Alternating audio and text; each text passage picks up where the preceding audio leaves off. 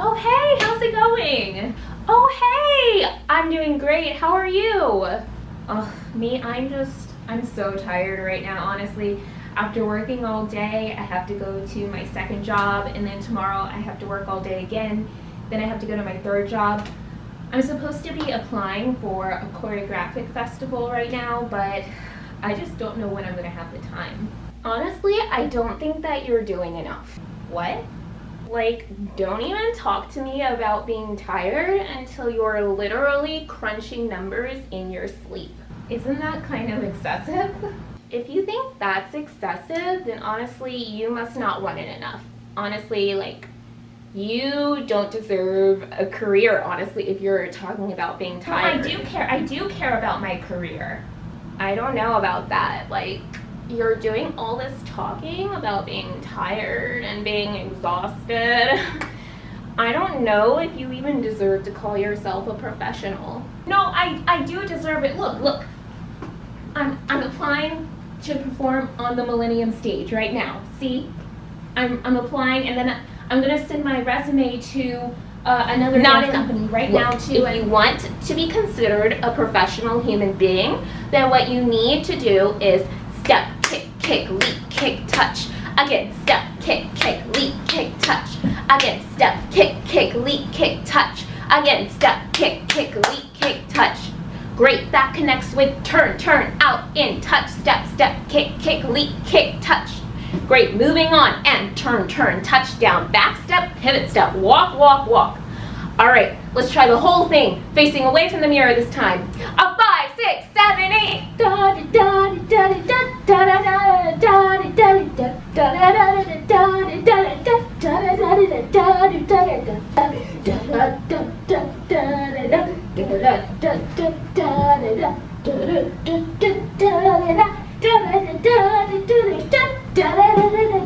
Is this you?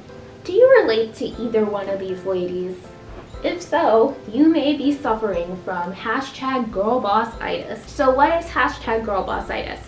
#girlbossitis is a condition in which a girl or a woman neglects her physical or mental health and her personal relationships, all for the sake of her career or making money. The girl boss mindset is a subset of hustle culture. So what is hustle culture? If you've ever been scrolling through Instagram or Twitter or Facebook and you've come across a post like these, that is a pretty good example of hustle culture.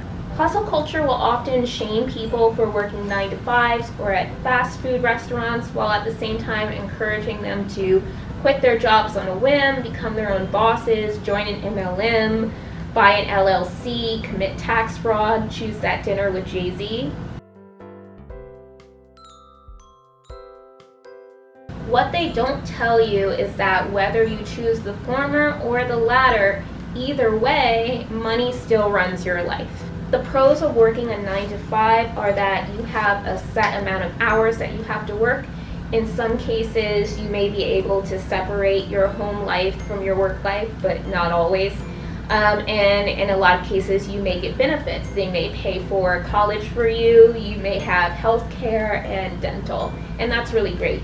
But some of the cons of working a 9 to 5 are you have to answer to somebody else, you may not get paid enough, and a lot of times you have to get a degree, spend a lot of money getting a degree to get those 9 to 5 jobs. The pros to being your own boss are that you don't have to answer to anyone aside from the IRS. You don't usually have to get a degree to be your own boss, and you get to profit off of your passions, which is a really great feeling. The cons to owning your own business is that you usually end up having to work from the moment you wake up to the moment you go to sleep. This is due to the fact that even though you can technically set your own hours, you're essentially a commission worker, and how much money you make is dependent on how much product you can sell. And if you own an online business, you're attempting to sell all day. Some other cons are that you have to pay for your own benefits, and there's not very much security in the owning your own business type of career. Regardless of what option you choose though, at the end of the day, you're still going to have to be chasing money because you still have rent and bills to pay. So either way, you can't escape the capitalist aspect of it. So then the choice becomes, what would you rather be doing for money? Sometimes you might find that monetizing your hobbies, it takes all the joy and passion out of it, because now your hobbies, the things that you were passionate about, now they're tied to whether or not you can pay rent. They're tied to whether you're living inside of an apartment or a house, or if you're living out on the street. Whichever option a person chooses, it's important not to degrade them or shame them for it. Don't shame people who have 9-to-5s. Don't shame people who take the owning their own business route, because at the end of the day, in a capitalist society, you do have to work because you do have bills to pay. In terms of being a #girlboss, many of the people who have this mindset have multiple jobs and are running themselves thin, and if they have employees, then they are running their employees thin. Sometimes they're treating their employees just as bad as any other 9-to-5 would treat their employees, and that's because a lot of this #girlboss mindset and the hustle culture mindset is just capitalism wearing red lipstick. It's just capitalism that appeals to women and girls.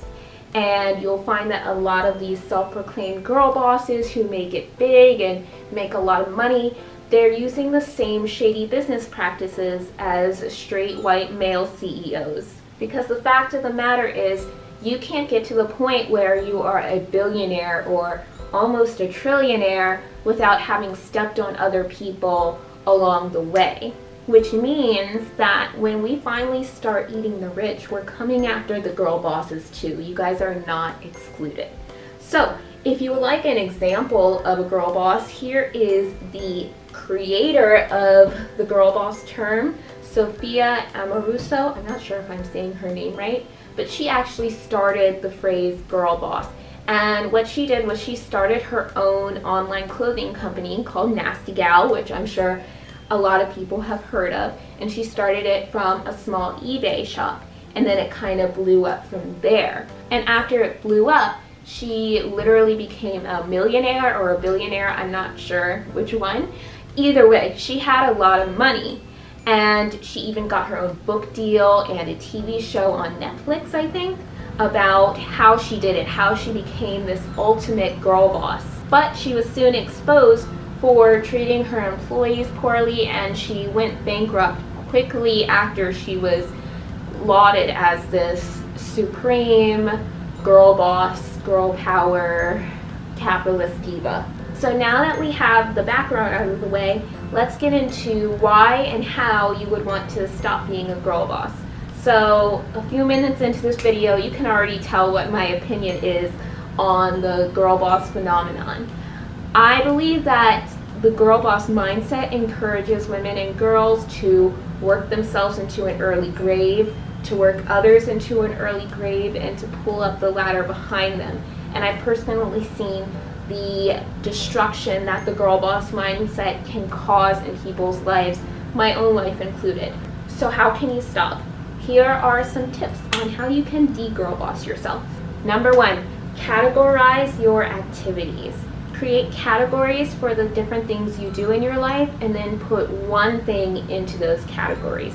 So for example, in the category of teaching dance, I will only be teaching one dance class this fall because that's all my brain has space for. And the category of dancing for other people, I will only be in one dance company because that's all my brain has space for. In the category of choreographing dances, I will only be choreographing one dance piece because that's all my brain has space for. So feel free to take this plan and modify it. Maybe you want to cut out categories. Do whatever is best for your brain, because at the end of the day, multitasking is a detriment to the quality of your work. You cannot consistently give 100% to 10 different activities. You know, when you're young and starting out, it seems like you can, but eventually you wear yourself thin. Number 2, go to sleep. I know you're tired of hearing that. I'm tired of hearing it too. I'm rolling my eyes at myself right now, and I'm also a big hypocrite because I am recording this after midnight, and after I'm done recording it, you can bet that I will be editing it after midnight. However, there's a lot of flexing going on about staying up late and staying up until your work is completely finished, and that is factually, contractually, and logistically not a flex, okay? After midnight, we factually, contractually, and logistically do not let it all hang out. We go to sleep. That's what we do. The real flex here is saying, if my work is not done by 11 p.m., it is not getting done tonight. It's getting done the next day. And I know that's a privilege to be able to say, because sometimes we have bosses who are like, no, this needs to be done by tomorrow. I don't care if you didn't have time to work on it during regular business hours. It needs to be done by tomorrow. And if that's your boss, then I'm very sorry, and your boss is canceled for that. However, if you do ever have the option to push something off until tomorrow, then take that option. Procrastinate. It'll be okay. Think of staying up night after night after night, like using a cheese grater to grate off pieces of your brain over time until eventually you're left with nothing but these gross brain shreds. And by that point, you hate everything. You hate yourself, you hate your job, even if you used to love it. Doing your hobbies feels like a chore, so you now hate your hobbies.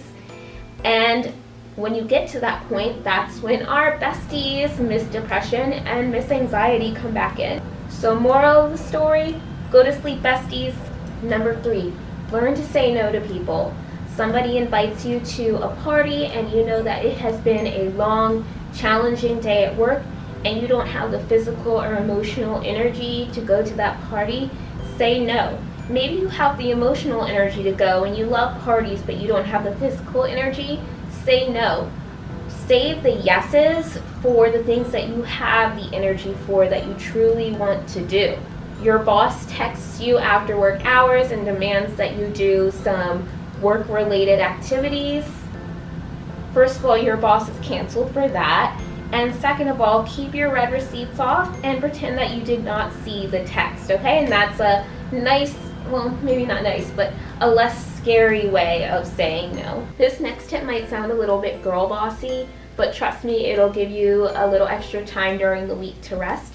So if you own your own business or you're on the marketing team for a company and you need to post about the business on social media, try scheduling your posts ahead of time if you're not doing that already. So there are services like Hootsuite that lets you just plug in all the posts that you want to do for, I think, the entire month.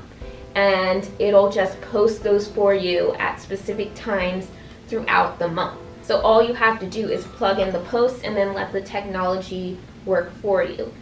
That being said, if you are on the marketing team for a company and you do not own that company, you should not be going into your own pocket to pay for services like that.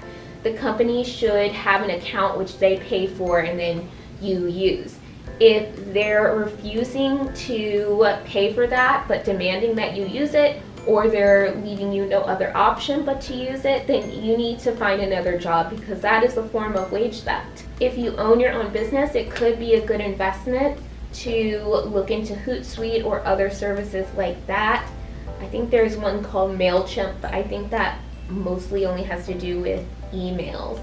But anyways, I think there are also some free ways to schedule your posts. And if you decide to do that, to schedule your posts, just pick one day during the week where you just plug in all your posts and set them for specific days and specific times, and then sit back and relax and let the technology work for you while you rest, do yoga, binge watch your shows. And lastly, stop trying to copy other people's lives. Just because you see someone on Insta or on YouTube waking up at 5 a.m. and then going on a 7-mile jog and then eating some aesthetically pleasing avocado toast and avoiding taking any naps during the day doesn't mean that you should do any of those things too. First of all, if you see someone doing that on Insta or on YouTube, assume that they don't do that every single day. Assume that that's a once in a while type of thing. Assume that it's all just for show because they want to appear to be a girl boss too. And it's not that they're liars or anything. Maybe they do those things every once in a while when they have time, but they are human just like you, and they're trying to impress random people on the internet just like you, Miss Girl. If it helps, unfollow those people. Don't worry about seeming bitter. It's okay to be bitter. If you're not in the right frame of mind to be constantly bombarded by people pretending to be better than you, then remove those people from in front of your eyeballs. Feel free to not follow them again until you successfully tell Miss Depression and Miss Anxiety to get to stepping. So those are the 5 tips I have for the girls today. I'm sure there are more things that work too, but I'm also trying to de-girl-boss myself, so I'm not going to do the extra research into that because it just doesn't sizzle in my spirit. Let me know, are you on a journey to de-girl-boss yourself? What methods are you using to help yourself take a breather? And also follow me on the gram. Bye.